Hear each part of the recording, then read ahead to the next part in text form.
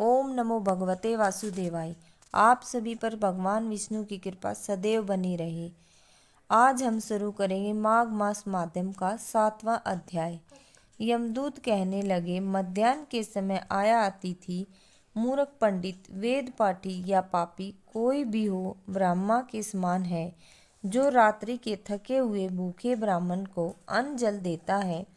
मध्याह्न के समय जिसके घर आता हुआ अतिथि निराश नहीं जाता, वह स्वर्ग का वासी होता है। अतिथि बराबर कोई धन संपत्ति तथा हित नहीं है।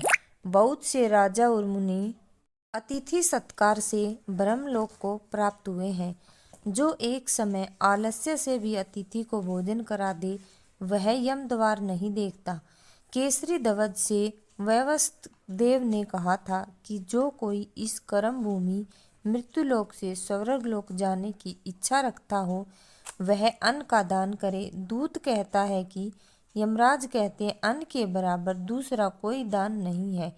जो गर्मियों में जल, सर्दी में ईंधन और सदैव अन्न का दान करता है, वह कभी यम के दुख नहीं उठाता। जो अपने किए हुए पापों का प्रायश्चित करता है, वह नरक को नहीं देखता, और प्रायश्चित न करने वाला मनुष्य नरक में जाता है। जो काया, वाचा और मन से किए हुए पापों का प्रायश्चित करता है, वह देव और गंधर्वों से शोभित स्वर्गलोक को प्राप्त होता है। जो नित्य ही व्रत, तप, तीर्थ करते हैं और जितेंद्रिय हैं, वह भयंकर यम को नहीं देखते। नित्य धर्म करने वाला दूसरों को अन्न, भोजन और दान त्याग दे। नित्य स्नान करने से बड़े बड़े पाप का नाश होकर यम को नहीं देखता। बिना स्नान पवित्रता कैसे हो सकती है? जो मनुष्य पर्व के समय चलते जल में स्नान करते, वह बुरी योनि नहीं पाते, न ही नरक में जाते हैं। माघ मास में प्रातःकाल स्नान करने वाले मनुष्य को नियम पूर्वक तिल और पात्र और तिल कमल का दान करना चाहिए। यमदूत कहते हैं कि हे विकुंडल, पृथ्वी, सोना, गौ आदि परम दान करने वाला स्वर्ग से नहीं लौटता।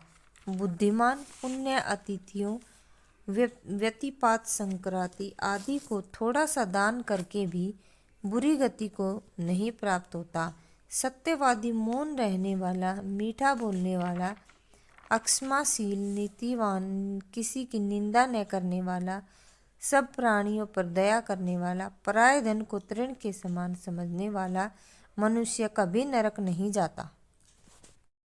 यमदूत कहने लगे कि हे वैश्य, एक बार भी गंगा जी में स्नान करने से मनुष्य सब पापों से छूटकर अत्यंत शुद्ध हो जाता है। जो मनुष्य गंगा जी को दूसरे तीर्थों के समान समझता है, वह अवश्य नरक में जाता है। भगवान के चरणों से उत्पन्न हुई गंगा के पवित्र जल को श्री शिव जी अपने मस्तक में धारण करते हैं। वह ब्रह्मा, जो संदेह रहित, प्रकृति से अलग और निर्गुण है, ब्रह्मांड में उसकी समानता किससे हो सकती है? गंगा जी का नाम हजारों योजन दूर से ही लेने वाला नरक में नहीं जाता। इसलिए मनुष्य को अवश्यमेव गंगा जी में स्नान करना चाहिए।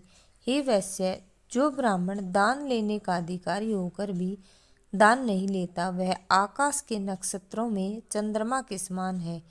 जो कीचड़ से गौ को निकालता है, जो रोगी की रक्षा करता है, या जो गौशाला में मरता है, वह आकाश में तारा होता है।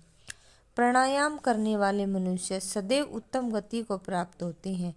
प्रातः के समय स्नान के पश्चात जो 16 प्राणायाम करते हैं, वह घोर पापों से बच जाते हैं। जो पराई स्त्री को माता समान मानते हैं, वह यम की यातना को नहीं भोगते। जो मन से भी कभी पर स्त्री का चिंतन नहीं करता, वह दोनों लोगों को अपने अधीन करता है।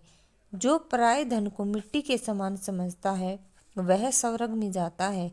जिसने क्रोध को जीत लिया, मानो उसने स्वर्ग को ही जीत लिया। जो माता पिता की सेवा देवता तुल्य करता है, वह यम द्वार नहीं देखता, और जो गुरु की सेवा करते हैं, वह ब्रह्मलोक को प्राप्त होते हैं। शील की रक्षा करने वाली स्त्री धन्य है। शील भंग करने वाली स्त्री यमलोक जाती है। जो वेदों और शास्त्रों को पढ़ाते हैं या पुराण और संहिता पढ़ते हैं और सुनते हैं, तथा जो स्मृति की व्याख्यान और धर्मशास्त्र समझते हैं या जो वेदांत में लीन रहते हैं, वह पाप रहित होकर ब्रह्मलोक को प्राप्त होते हैं। जो अज्ञानियों को वेद शास्त्र का नाम देते हैं, वे देवताओं से की पूजित होते हैं।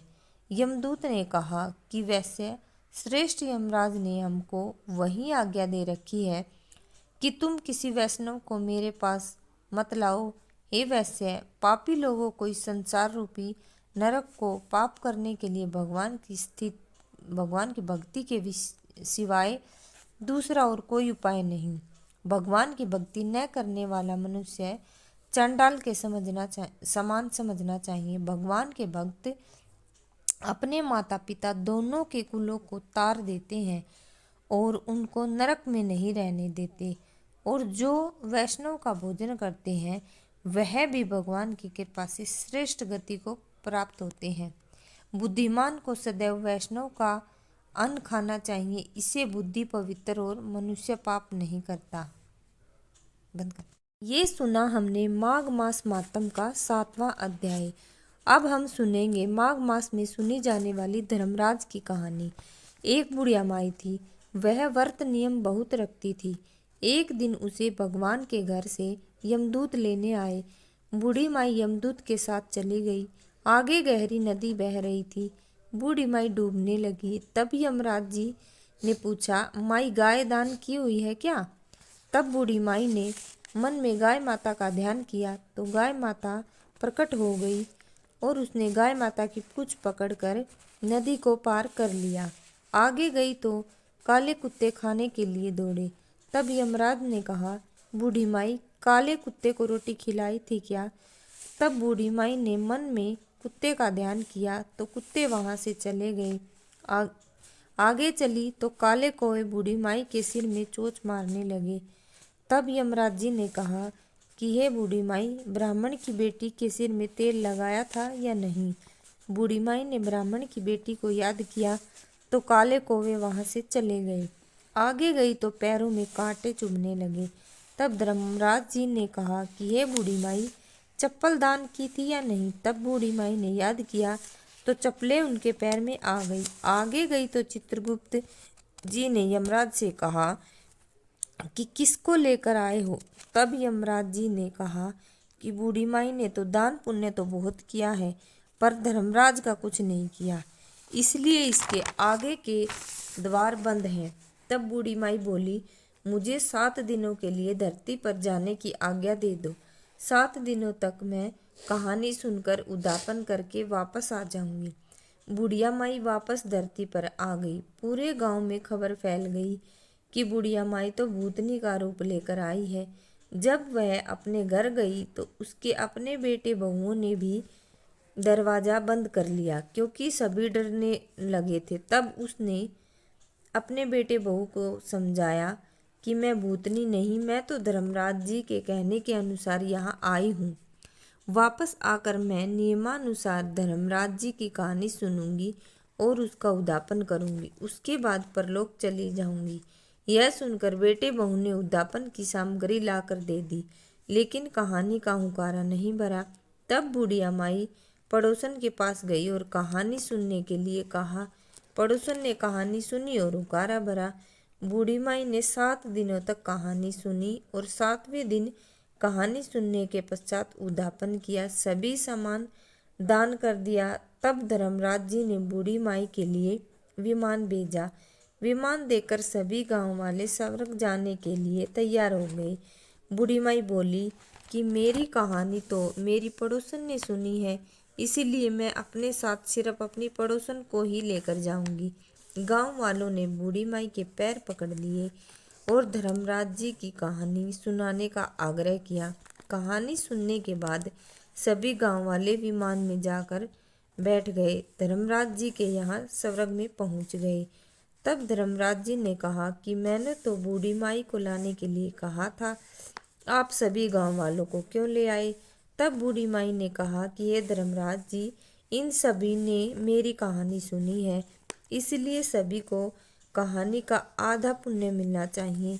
तब स्त्री गांव वालों को धर्मराज जी ने स्वर्ग में वास दिया। हे धर्मराज जी, जैसे आपने बुढ़िया पर अपनी कृपा दृष्टि बनाए रखी, वैसे ही इस कहानी को कहते सुनते हुकारा बढ़ते सभी के ऊपर अपनी कृपा दृष्टि बनाए रखना।